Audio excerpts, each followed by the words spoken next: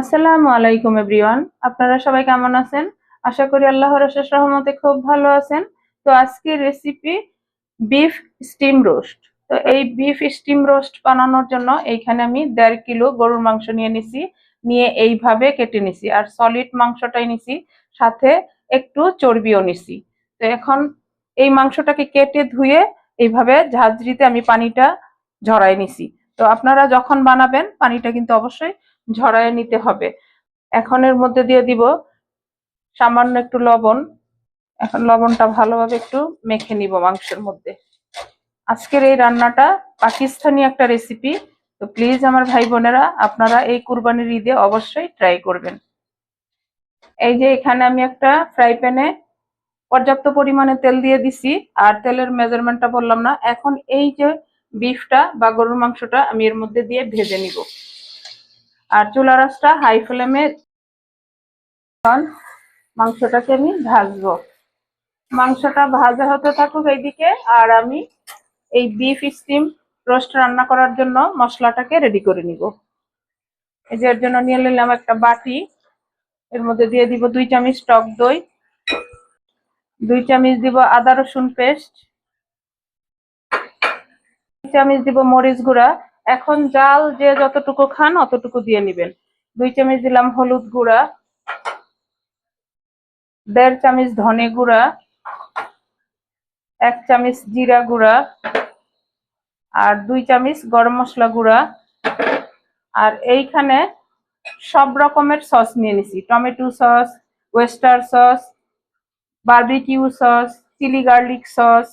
সব সস একসাথে মিশিয়ে নিয়ে নিছি, 1 চামচ 1 চামচ করে। স্বাদ মতো দিব লবণ, আর লবণটা একটু বুঝে শুনেই দিব, কারণ মাংসতে তো আমরা লবণটা দিছি। 1/2 চামচ দিব গোলমরিচ গুঁড়া। এখন সবগুলা মশলা একসাথে মেখে নিব। আর এই রেসিপিটা বানানোর জন্য আমি যেই মশলাগুলা দেখালাম সেম মশলা অবশ্যই লাগবে, না হলে অথেন্টিক যে পাকিস্তানি বিফ স্টিম রোস্ট হয় সেটার সেন্ট বা টেস্ট পাবেন না। এই পর্যায়ে দিব 1 পিঞ্চের মতো ফুড কালার,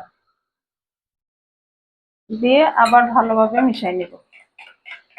এই যে মাংসটা আমার ভাজা হয়ে গেল। আর মাংসটা কিন্তু বেশি ভাজতে যাবেন না, তাহলে আবার অনেক শক্ত হয়ে যাবে মাংসটা। এখন আমি এই মাংসটাকে নামাই নিব। এই যে এখানে একটা ঝাঁঝরি রাখছি, এর মধ্যে নামাই নিব।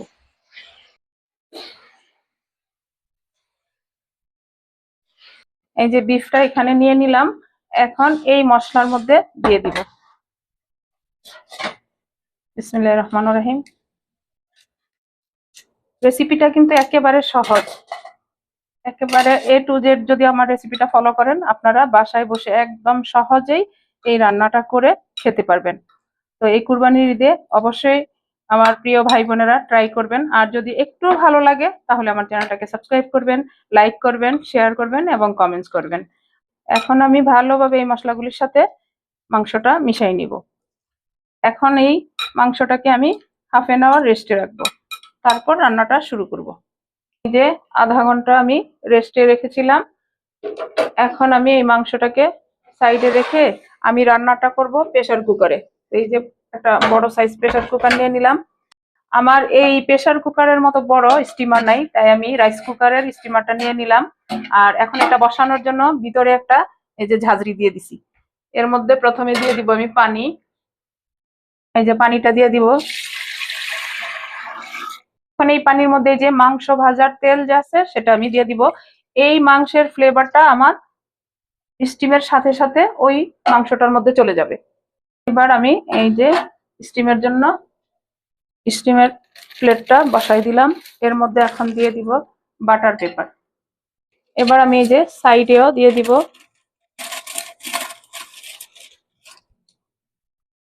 এই যে বাটার পেপার গুলো দেওয়া হয়ে গেল।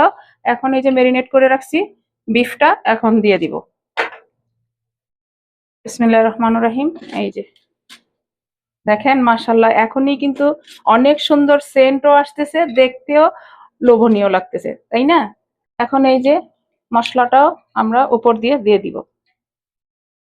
এখন মাংসের উপর দিয়ে আমি 1 চামচের মতো রান্নার তেল দিয়ে দিব। সবকিছু দেওয়া হয়ে গেল, এখন আমি উপরে তিল ছিটাই দিব।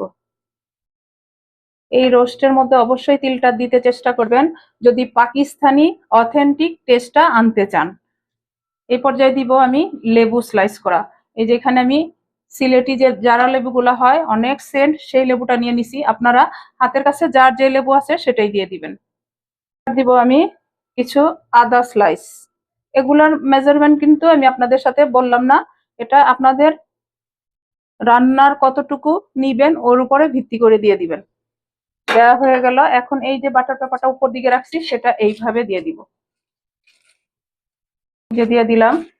একটু যত্ন সহকারে যদি রান্নাটা করা যায় তাহলে খাওয়ার মজা তো পরেই বোঝা যাবে। আর এই পানিটা দেওয়ার কারণ হলো এই বাটার পেপারটা বসে যাবে এখানে। এখন আমরা প্রেসার কুকারের ঢাকনাটা লাগিয়ে দিব। আর আপনারা যদি কেউ প্রেসার কুকারে রান্নাটা না করতে চান তাহলে একটু সময় বেশি নিবে, জাস্ট এই আপনারা পাতিলের মধ্যে রান্নাটা করতে পারবেন, জাস্ট এইটুকুই তফাৎ, আর স্বাদে কোনো হেরফের হবে না। তো যাই হোক, এখন আমি চুলাতে বসাই দিব এই যে প্রেসার কুকারটা। বিসমিল্লাহির রহমানির রহিম। আমি 50 মিনিটের জন্য রান্নাটা বসাই দিলাম। 50 মিনিট পর আমি আবার আপনাদের সাথে শেয়ার করব আজকের এই Pakistani Eid special beef steam রোস্টটা কেমন হয়। তাই যে 50 মিনিট আমি রান্না করে নিলাম আমার বিফ স্টিম রোস্টটা। এখন আমি চুলাটা অফ করে প্রেসার কুকারটা একটু ঠান্ডা করে নিব। প্রেসার কুকারটা একটু ঠান্ডা করে নিলাম আর এই বাসিটাও খুলে দিলাম। এখন প্রেসার কুকারটাকে খুলে নিব। এই যে এখন ঢাকনাটা খুলে নিব। দেখেন মাশাআল্লাহ মাশাআল্লাহ, এত সুন্দর ফ্লেভার আসতেছে আমার প্রিয় ভাই বোনেরা, আমি কিভাবে আপনাদেরকে বুঝাবো। তো এখন আমি এই ব্যাপারটা গরম এইভাবে সরিয়ে দিচ্ছি। একেবারে জুসি একটা রেসিপি হয়ে গেল। দেখেন মাশাআল্লাহ মাশাআল্লাহ, দেখেন মাশাআল্লাহ। এখন আমি একটা মাংস দেখাই আপনাদেরকে কেমন সিদ্ধ হয়েছে। দেখেন, এবার সার্ভ করে নিব। এর জন্য এই যে পেপারগুলা উঠায় দিব প্রথমে। এই যে সার্ভ করার জন্য আমি একটা বাটি নিয়ে নিলাম। আমি যদি আপনাদেরকে খাওয়াতে পারতাম তাহলে বুঝতে পারতেন যে আজকের এই রেসিপিটা কত টেস্টি আর খেতে কত মাশাআল্লাহ। দেখতে যেমন সুন্দর, খাই তো তেমনি টেস্টি হয়েছে। তো আমি আপনাদের সাথে একটা বিফ দেখাই যে কেমন জুসি আর কতটুকু সিদ্ধ হয়েছে। দেখেন দেখেন, এই রকম রেসিপি এই কুরবানিতে যদি মিস করেন তাহলে কি হবে আমার প্রিয় ভাই বোনেরা। আপনারা অবশ্যই এই পাকিস্তানি স্টাইলে স্টিম বিফ রোস্টটা অবশ্যই করবেন। এটা বারবার আপনাদের কাছে আমার অনুরোধ রইল। আর এই খাবারটা যখনই কাউকে খাওয়াবেন আমার গ্যারান্টি আবার খেতে চাইবে, যে সেম রেসিপি আপনি আমাকে আবার খাওয়ান।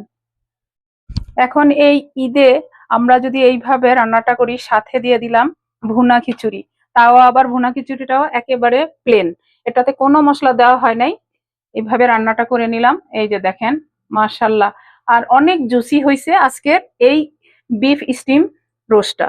তো প্লিজ আপনারা অবশ্যই বাসায় বানাবেন এই কুরবানির ঈদে। আমি আপনাদের সাথে শেয়ার করলাম যাতে আপনারা এই কুরবানির ঈদে রান্নাটা করতে পারেন। আর কার কার ভালো লাগে অবশ্যই আমাকে কমেন্টসে জানাবেন। তো যাই হোক, আমি বাসায় বসেই পাকিস্তানি স্টাইলে বানিয়ে নিলাম বিফ স্টিম রোস্ট। আর হোটেলে যেতে হবে না, আপনারা বাসায় একবার ট্রাই করেন, করলেই বুঝতে পারবেন। আমি এখন আপনাদের কাছ থেকে বিদায় নিব, আবার ঈদ মোবারক জানিয়ে আল্লাহ হাফেজ।